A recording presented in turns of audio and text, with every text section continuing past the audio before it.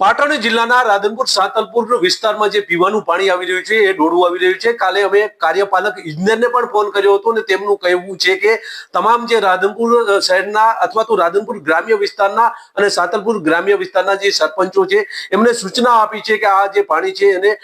ઉકાળીને પીવામાં આવે, પરંતુ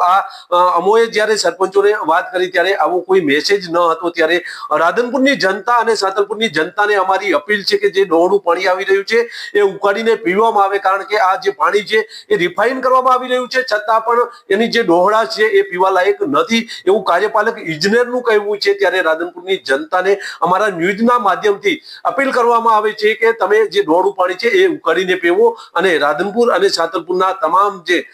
ગ્રામજનો છે એમને સરપંચોએ કદાચ આવો મેસેજ ન કર્યો હોય તો પણ અમારા ન્યૂઝના માધ્યમથી